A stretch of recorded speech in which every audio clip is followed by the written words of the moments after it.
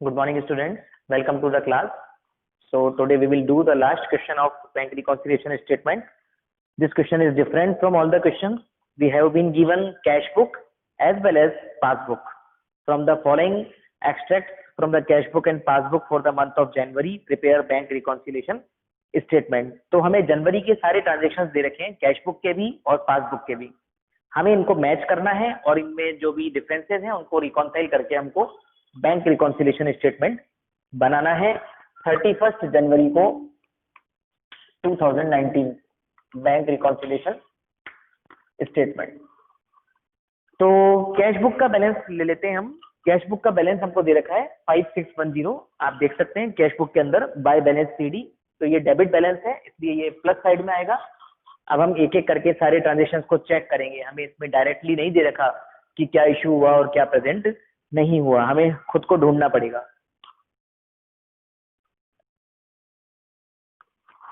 देखिए सबसे पहले कैश बुक के अंदर जो ओपनिंग बैलेंस है 4510 है और पासबुक का ओपनिंग बैलेंस भी 4510 है. पासबुक को थोड़ा ध्यान से समझिएगा. देखिए पासबुक में विड्रॉल है, डिपॉजिट है और बैलेंस का आपको साइड बता रखा है कि वो क्रेडिट है या डेबिट है. तो ओपनिंग बैलेंस दोनों में सेम है. अब मैं कैश बुक का एक एक ट्रांजेक्शन पढ़ूंगा और उसको मैं पासबुक में मैच करूंगा कि वो प्रेजेंट है कि नहीं. सबसे पहले देखिए जनवरी 2 को हमने एस गिदवानी को चेक दिया बाय एस गिदवानी 1230. अब इसको पासबुक में सर्च करो. देखो एस गिदवानी ने जनवरी 10 को पासबुक से 1230 विड्रॉल कर लिए. ये मैच हो गया तो हमें इसको बैंक रिकॉन्सिलेशन में नहीं लेना. जनवरी 3 को देखिए हमने 300 रुपीज डिपोजिट करवाए कैश बुक में टू कैश और वो पासबुक में से डिपॉजिट भी हो गए जनवरी 3 को, नो प्रॉब्लम. जनवरी 6 को हमने कैश बुक में देखिए वेजेस पे करी है 3000 की. ये देखिए ये अमाउंट पासबुक में से विड्रॉ हो रहा है जनवरी 6 को टू सेल्फ के नाम से. तो वेजेस पे करी होगी हमने, उसको सेल्फ का चेक दिया होगा, कोई खास बात नहीं है. तो ये भी हमारा मैच हो गया, हमें इसमें भी कुछ नहीं करना. जनवरी 10 को हमने चेक रिसीव करा जी बासु एंड कंपनी टू जी बासु 1000. फिर उसके आगे देखो ये हमें पासबुक में नहीं मिल रहा, पासबुक में नहीं है, मतलब ये रिकॉर्ड नहीं हुआ, पासबुक में नहीं गया. मगर उसके आगे पढ़ेंगे जब हम कैश बुक में तो देखो यही चेक वापस आ गया जनवरी 14 को by Basu and company cheque dishonoured. मतलब ये जो चेक मिला था ये 14 जनवरी को डिसऑनर हो गया. हमें इंटीमेशन इसकी मिल गई होगी तो हमने कैश बुक में उसको डिसऑनर कर दिया. तो इसका भी हमको कुछ भी करेक्शन नहीं करना क्योंकि कैश बुक में ये डिपॉजिट होकर वापस माइनस भी हो गया और पासबुक में इसकी एंट्री अभी तक हुई नहीं. फिर जनवरी 15 को हमें मोहन एंड कंपनी से चेक मिला ₹2300 का और पासबुक में आप चेक कर सकते हैं वो डिपॉजिट हो गया है जनवरी 16 को बाय मोहन एंड कंपनी लिखा हुआ है पासबुक में ₹2300. So it is also matched. Now next transaction in cash book is January 15 by V Kumar and company ₹300. हमने वी कुमार एंड कंपनी को 300 रुपीज का चेक इश्यू किया है क्योंकि पेमेंट साइड में दे रखा है, मगर पासबुक में से ऐसा कोई सा भी अमाउंट विड्रॉ नहीं हुआ. This is the point of difference. So this is what, this is cheque issued but not presented. So we will add it again in the cash book. Cheque issued but not presented. V Kumar का जो check है ये अभी तक present नहीं हुआ है, इसको हम कैश बुक में वापस ऐड कर लेंगे क्योंकि हमें पासबुक का बैलेंस जनरेट करना है. नेक्स्ट है जनवरी 16 नहीं है, जनवरी 17 हमने टू कैश बैंक में कैश जमा कराया 600 और पासबुक में भी वो जमा हो चुका है, no problem is there. Then January 18 is by S Sharda and sons. हमने एस शारदा को चेक दिया है, चेक इशू किया है 470 का और वो देखिए पासबुक में से भी विड्रॉ हो चुका है. तो नो प्रॉब्लम, पासबुक में से विड्रॉ हो गया वो जनवरी 20 को. So there is no problem. Then again January 20 to Mohan and Brothers in cash book ₹1550. हमें मोहन एंड ब्रदर्स से चेक रिसीव हुआ है, कैश बुक में डेबिट हो रहा है, मगर पासबुक में इसकी कोई सी भी एंट्री नहीं हुई है. तो ये क्या है, this is check deposited but not collected. तो ये 1550 का चेक हम कैश बुक में से माइनस कर देंगे क्योंकि ये अभी तक पासबुक में जमा नहीं हुआ. फिर उसके बाद जनवरी 20 के बाद जनवरी 24 को दो ट्रांजेक्शन है कैश बुक में, आप ध्यान से देखिए. बाय कैश यानी कि हमने बैंक से कैश निकाला 400 और पासबुक में भी इसकी एंट्री हो रही है जनवरी 24 को विड्रॉल में 400, so there is no problem. Then जनवरी 24 को to TP Balla and company, हमको टीपी बल्ला से 740 का चेक रिसीव हुआ है, मगर ये चेक अभी तक पासबुक में कहीं नजर नहीं आ रहा।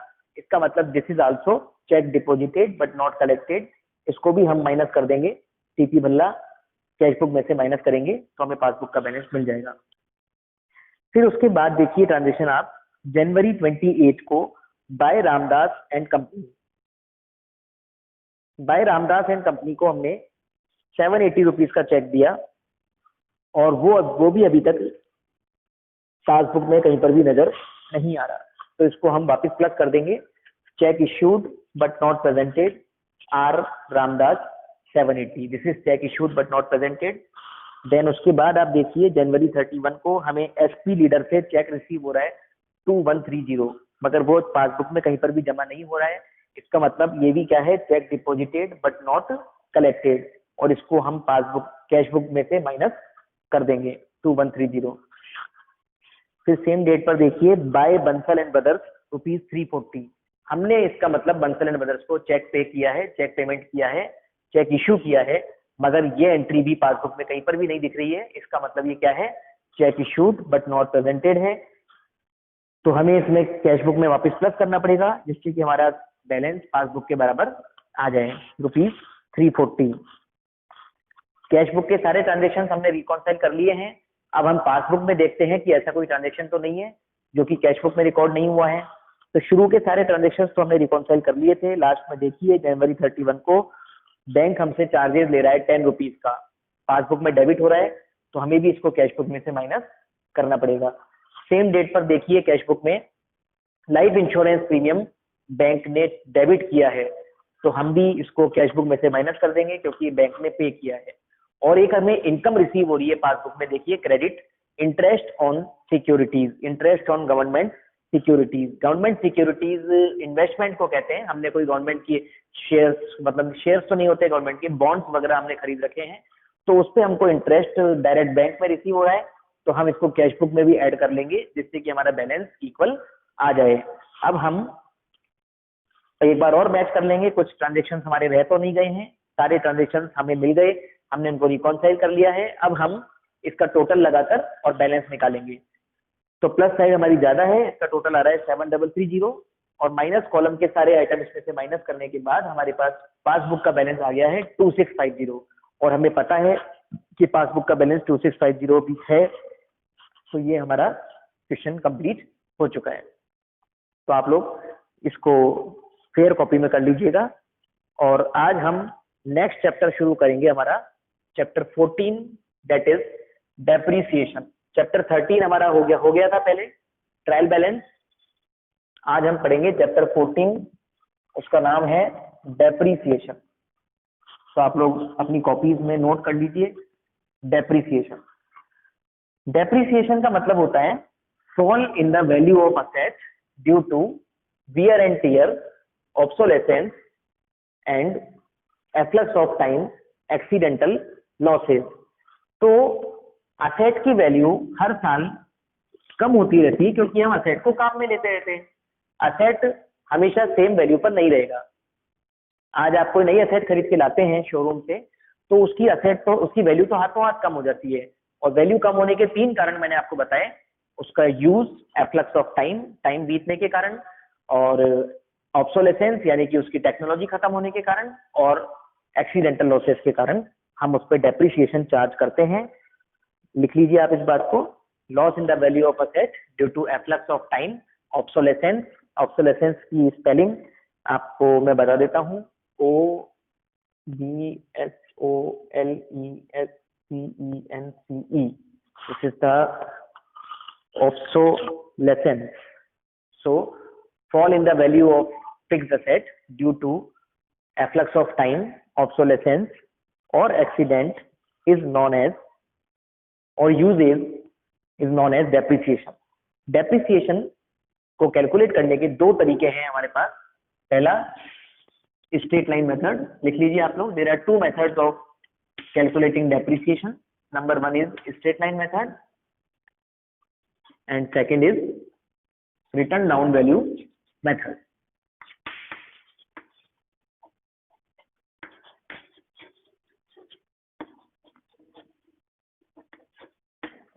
तो जो हमारा स्ट्रेट लाइन मेथड है इसको हम फिक्स्ड इंस्टॉलमेंट मेथड भी कहते हैं और ओरिजिनल कॉस्ट मेथड भी कहते हैं। स्ट्रेट लाइन मेथड के अंदर डेप्रिसिएशन हर ईयर पर ओरिजिनल कॉस्ट पर लगता है, यानी कि डेप्रिसिएशन की जो एनुअल डेप्रिसिएशन है वो सेम रहेगा। आप लोग लिख लीजिए, under this method, under straight line method, depreciation is charge at a fixed percentage on the original cost of asset per annum. हर साल ओरिजिनल कॉस्ट पर एक 6% डेप्रिसिएशन हम लगाते हैं।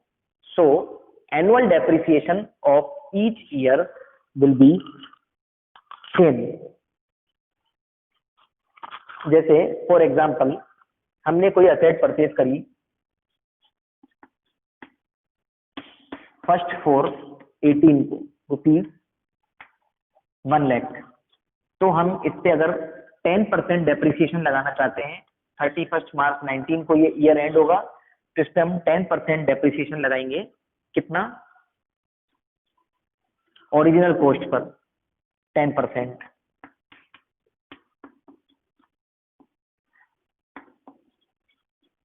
तो इसका बैलेंस क्या बचेगा हमारे पास? 90,000। अब क्योंकि ये स्ट्रेट लाइन मेथड है, फिक्स्ड इंस्टॉलमेंट मेथड है, तो हम जब अगले साल इस पे डेप्रिसिएशन लगाएंगे, ये बैलेंस कब का है? 31 मार्च 19 का। अब इस पे डेप्रिसिएशन हर साल लगता है, हर साल ईयर एंड पर डेप्रिसिएशन लगाया जाता है। डेप्रिसिएशन कोई वन टाइम चीज नहीं है, depreciation is charge every year. So हम इस पे नेक्स्ट ईयर 31 मार्च 20 को भी डेप्रिसिएशन लगाएंगे, और वो डेप्रिसिएशन भी किस पे लगेगा? इस वाली वैल्यू पर ही लगेगा, यानी कि 1 लाख पर ही।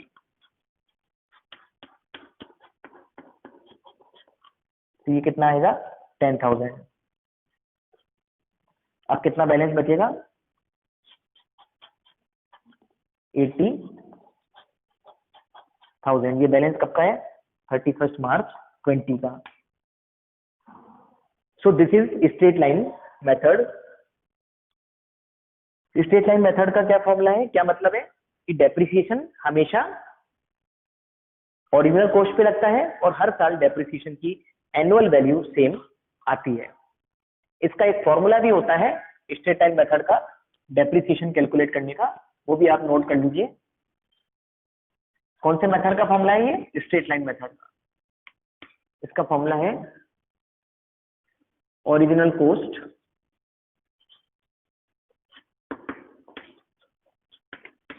Minus scrap value. इसको रेजिडुअल वैल्यू भी कह सकते हैं, upon life of asset in year.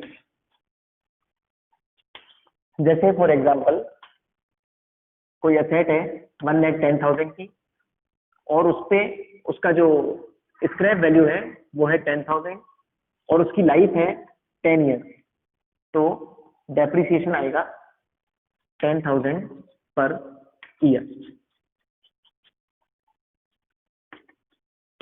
ये आप नोट कर लीजिए। सो this is hour straight line method. अब इसी के अंदर अगर हम डेप्रिसिएशन की रेट भी निकालना चाहें, डेप्रिसिएशन का परसेंटेज निकालना चाहें, तो उसका फॉर्मूला है एनुअल डेप्रिसिएशन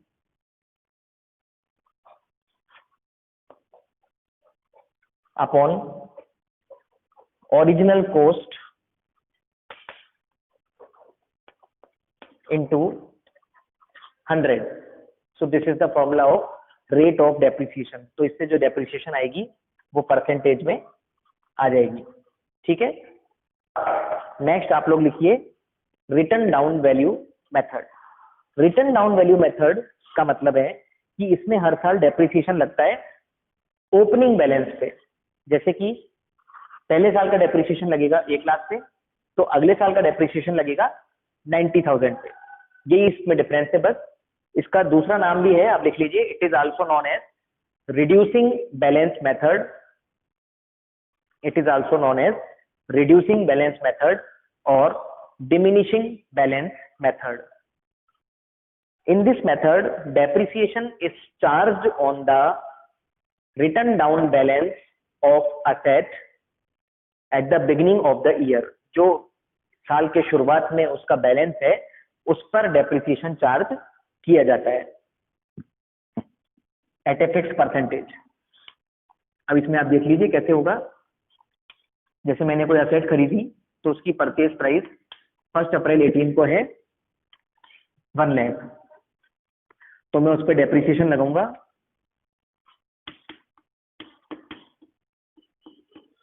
ईयर एंड पर 10,000।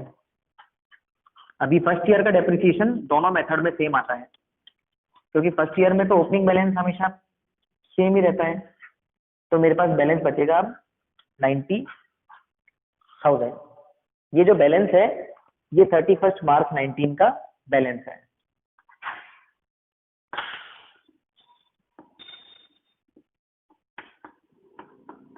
अब समझने वाली बात है कि मैं जो डेप्रिसिएशन लगाऊंगा सेकेंड ईयर में, यानी कि 31 मार्च 20 को, ये वाला डेप्रिसिएशन मैं अब लगाऊंगा 90,000 पे। पिछले मेथड में हम ओरिजिनल कॉस्ट पे लगाते थे डेप्रिसिएशन, इस मेथड में हम बचे हुए बैलेंस पर डेप्रिसिएशन लगाते हैं, बस इतना सा डिफरेंस है। तो इस पर डेप्रिसिएशन लगेगा 9,000, तो बैलेंस कितना आएगा 81,000। कब आएगा ये बैलेंस 31 मार्च 20 को। तो this is our written down value method. तो आज हमने क्या पढ़ा, there are 2 methods of charging depreciation. Number 1 is straight line method, जिसका एग्जांपल मैंने आपको समझा दिया।